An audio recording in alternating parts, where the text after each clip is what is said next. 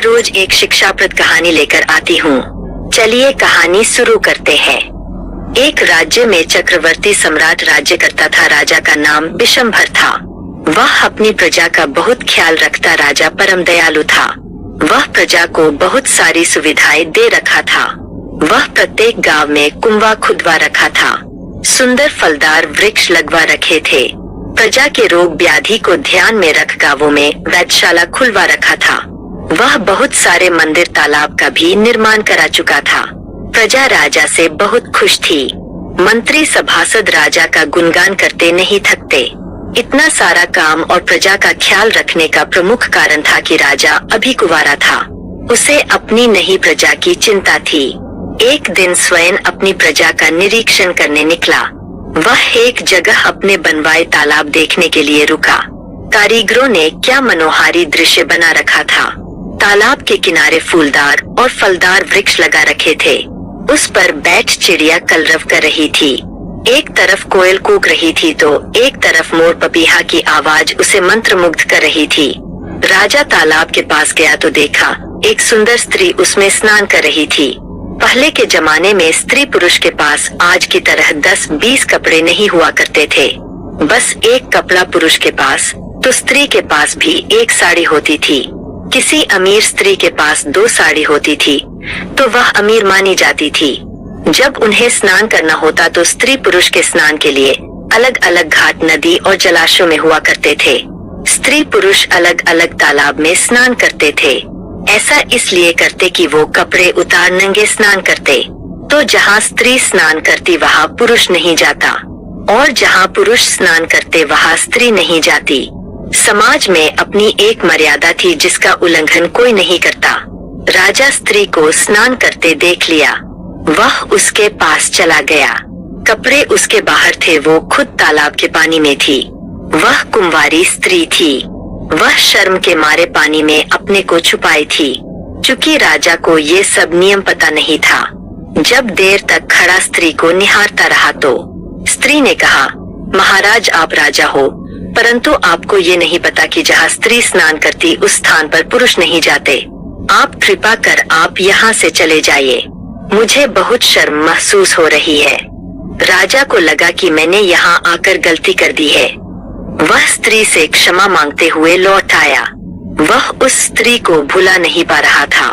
उसके दिमाग में वह स्त्री घर कर गई। दूसरे दिन भी उस तालाब पर पहुंच गया जहां वह स्त्री स्नान कर रही थी। जब स्त्री ने देखा कि राजा फिर आ गया है तो उसे समझते देर न लगी कि राजा आज अनजाने में नहीं बल्कि जानबूझकर आया है। वह स्त्री के पास जाकर बोला, देवी मैं आज आपके लिए नए कपड़े लेकर आया हूँ। आप कपड़े पहनकर स्नान करें, इससे आपको शर्मिंदगी महसूस नहीं होगी। स्त्री बोली, महाराज मैं यहाँ आपके दिए कपड़े नहीं ले सकती। इसे आप मेरे घर मेरे माँ के पास भेजवा दीजिए। अगर मेरी माँ इस कपड़े को स्वीकार कर लेगी तो फिर मैं इस कपड़े को पहन लूंगी। आप इस तरह रोज यहाँ ना आया करें, मेरी बदनामी हो जाएगी। राजा लौट तो गया पर वह लड़की उसके तन मन में बस गई। वह अब रोज उसे देखने जाने लगा तो लड़की ने भी भाप लिया कि राजा उसका आशिक हो गया है। उसके मन में भी रानी बनने को लड्डू फूटने लगे। वह एक दिन राजा से बोली, आप महाराज हो, मुझे छुप छुप कर देखते हो, इससे मेरे साथ आपकी भी बदनामी होती है।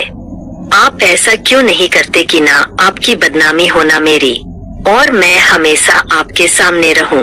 आप मुझे हमेशा देखते रहें, मैं भी आपको देखती रहूं। राजा को ख्याल आया, अरे मैं तो भूल ही गया था, मैं राजा हूँ, जब चाहूँ विवाह कर सकता हूँ, मेरे पर कोई रोक थोड़े है। लड़की भी खूबसूरत है, मेरे मन को मोह ले रही है, तभी तो इसे देखने अनायास चला आता हूँ। राजा उस लड़की से विवाह कर लिया और वह रानी बन महल में आ गई। राजा उससे बेइंतहा प्यार करने लगा। रानी गर्भवती हो गई। वो 9 महीने बाद 2 जुड़वा बच्चों को जन्म दिया, एक लड़का और एक लड़की को। परंतु जन्म देने के कुछ देर बाद ही रानी की मृत्यु हो गई। राजा बहुत उदास हुआ और उन दोनों शिशुओं पर बहुत क्रोधित हुआ कि इन दोनों ने मेरी पत्नी को मार डाला है, इन्हें भी जिंदा नहीं छोड़ने वाला। वह मंत्री को आदेश दिया कि इन दोनों बच्चों को ले जाकर जंगल में फेंकाओ। इन्हें मेरे महलों में रहने का कोई हक नहीं। बूढ़े मंत्री ने राजा को समझाया कि ये आपके राजकुमार और राजकुमारी है। ये आने वाले समय के आपके महलों के उत्तराधिकारी है। रानी को इन शिशुओं ने नहीं मारा है, बल्कि यह एक दुर्घटना थी जो रानी को आपसे छीन ली। राजा बहुत क्रोध में था। वह मंत्री से बोला, आप मेरे आदेश का पालन करो, मुझे कोई आदेश मत सुनाओ। मंत्री उन दोनों शिशुओं को लेकर जंगल में चला गया। जंगल में एक महात्मा अपनी पत्नी के साथ तपस्यारत थे। मंत्री उनसे जाकर राजा के आदेश और उन बच्चों को जंगल में छोड़ देने की बात बताई। तब महात्मा ने कहा कि आप इन दोनों बच्चों को मेरे पास छोड़ जाइए। इस वक्त राजा को कोई नहीं समझा सकता। समय आने पर राजा खुद ही सुधर जाएगा और राजकुमार और राजकुमारी अपना अधिकार पा जाएंगे। मंत्री राजमहल लौट गया। समय बीतने लगा। राजा के राज्य में अकाल पड़ने लगा। तालाब बिन पानी के हो गए। बाग बगीचे सूखने लगे। जो बाग हमेशा हरे भरे रहते थे, अब वह सूखने लगे।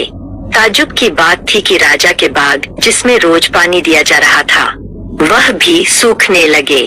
राजा तरह तरह का प्रयत्न करता, कभी यज्ञ करवाता, कभी पांडे पुजारियों को भोज कराता, कभी संत महात्माओं को वस्त्र धन गाय का दान करता, परंतु अकाल खत्म नहीं हुआ।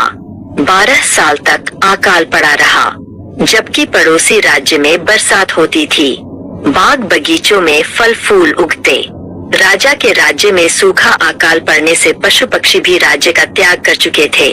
एक दिन मंत्री ने बताया कि महाराज, जंगल में एक महात्मा निवास करते हैं, आप उनसे जाकर मिलिए। शायद उनके पास कोई उपाय हो। वे सिद्धियों के ज्ञाता है और वे परम ज्ञानी महात्मा है। जरूर कोई ना कोई उपाय करेंगे इस समस्या का। राजा उनसे मिलने जंगल में चला गया। राजा को आश्चर्य का ठिकाना न रहा कि महात्मा के आश्रम में सभी बाग फलों से लदे थे।